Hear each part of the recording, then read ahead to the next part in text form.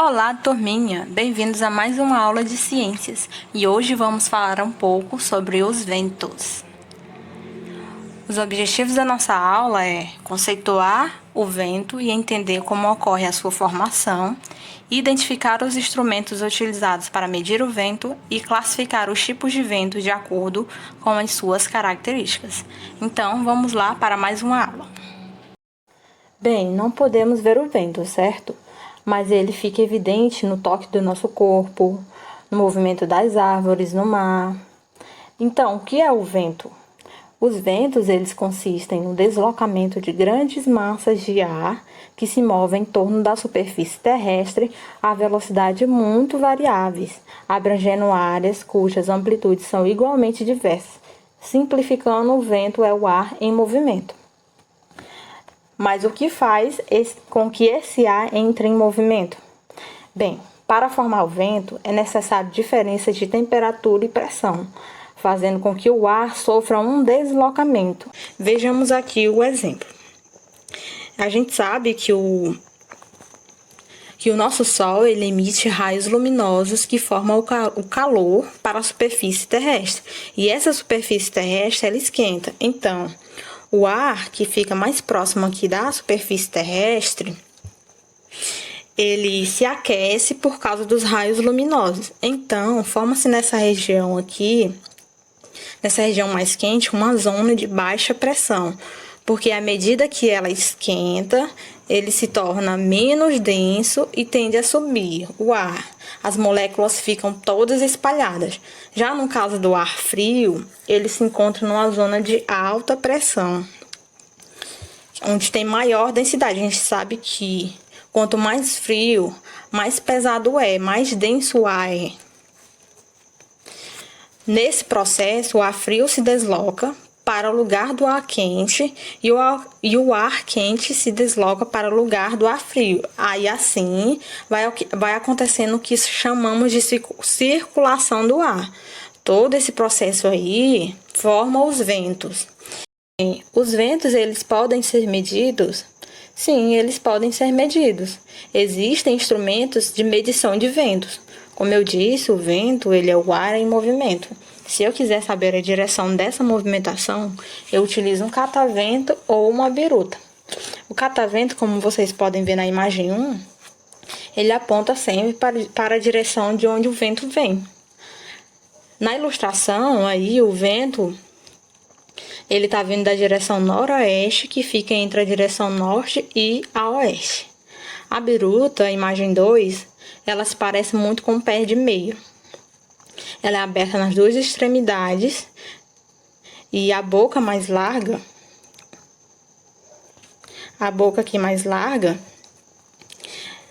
ela aponta para a direção de onde o vento vem. Ela é normalmente usada em aeroportos e funciona como um sinalizador na qual os pilotos de avião eles podem ver a direção do vento. Temos também o anemômetro. Ele gira quando o ar em movimento bate nas suas conchas aqui, ó.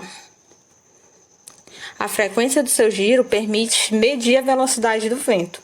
O vento, a gente sabe que ele é medido em quilômetros por hora. Classificação dos ventos.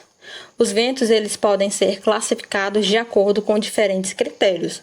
Por exemplo, a origem, tem tipo de vento que só ocorre, por exemplo, na Ásia, a regularidade dele, o período em que acontece. Tem ventos que tem tipo de vento que vai acontecer no inverno, tem tipo de vento que vai acontecer no verão.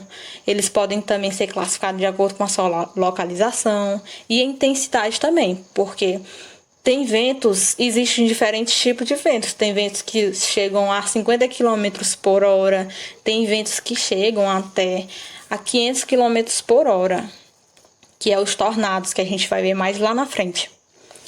Bem, os ventos alísios, eles são ventos úmidos que ocorrem durante todo o ano nas regiões subtropicais entre os trópicos de Capricórnio e Câncer.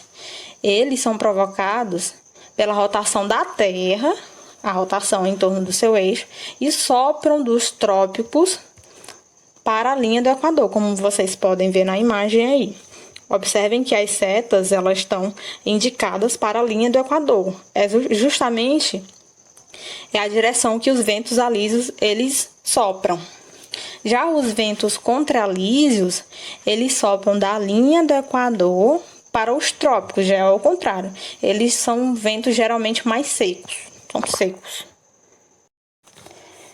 Bem, as monções são ventos que ocorrem na região sudeste da Ásia. Nos invernos lá da Ásia, entre os meses de junho, julho, agosto e setembro, os ventos eles sopram do Oceano Índico para o continente, são chamados de monções marítimas. Já as monções continentais é o contrário, sopra do continente para o Oceano Índico. Bem, as brisas é um vento leve e agradável. Você pode sentir ela quando você está lá na praia, você sente aquele ventinho agradável. Pois é, ela pode ocorrer por efeito do mar ou da terra. A que vem do mar é chamada de brisa marítima. Ela ocorre durante todo o dia, quando o calor do sol aquece a areia mais rápido que a água do mar. Mas como isso acontece? Por exemplo, observem na imagem. A primeira imagem. O ar que está próximo, está sobre a areia, ele é aquecido por ela e sobe. Como eu disse, os raios luminosos ele vai aquecer o que é a superfície terrestre. No caso aí é a areia. Quando o ar que está próximo à areia é aquecido, ele sobe porque ele é menos denso. O ar quente ele é menos denso e tende a subir. Como consequência, o ar que está sobre o mar se desloca para ocupar o lugar do ar aquecido que subiu. Assim, forma-se uma brisa que sopra do mar em direção à praia. Já a brisa terrestre, aí na imagem, a brisa terrestre ela ocorre ao entardecer. E o seu processo ele é o inverso. Ao entardecer, a areia esfria mais rápido do que a água do mar. E o ar mais quente que está acima do mar, ele sobe, porque ele tende a subir, né? Ele é menos denso. E o ar mais frio, que é mais pesado, que está sobre a areia, se desloca para ocupar o espaço deixado por ele. Diante disso, forma-se uma brisa que sopra da praia para o mar, chamada brisa terrestre. Alguns ventos, eles podem ser destrutivos. Como eu já havia dito, pode causar sérios danos à natureza, como, por exemplo, derrubar árvores, podem causar danos a ambientes urbanos, destruindo casas e etc. São eles ciclones, tufão, furacões e tornados.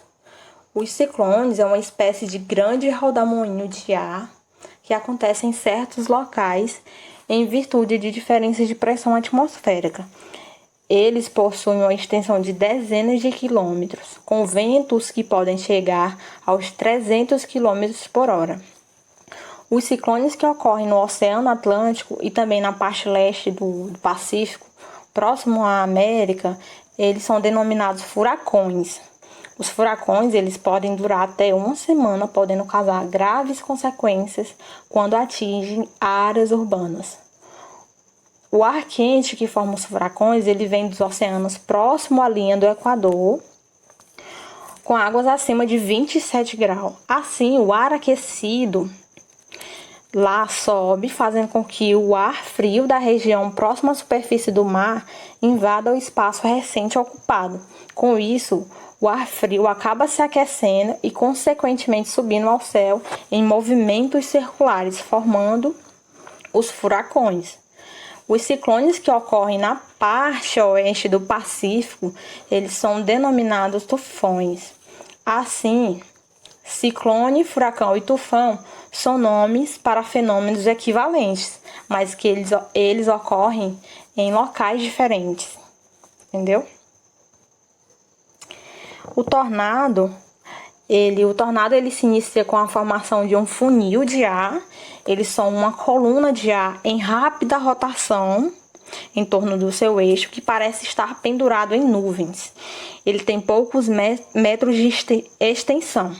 Portanto, eles são bem menores em tamanho do que os furacões e os tufões. No entanto, os tornados são os mais destrutíveis, podendo ultrapassar até 500 km por hora. Esse é um valor estimado, já que os instrumentos meteorológicos não resistem aos tornados mais velozes. Aí tem uma foto de uma consequência de um tornado lá em Mississippi, nos Estados Unidos. Olha o estrago que um tornado causa. Então, a nossa aula fica por aqui. E na próxima aula, que é a parte 2 desse vídeo, eu vou falar sobre as correntes marítimas e os fenômenos oceânicos atmosféricos chamados El Niño e La Niña. Obrigada pela sua atenção e até a próxima aula.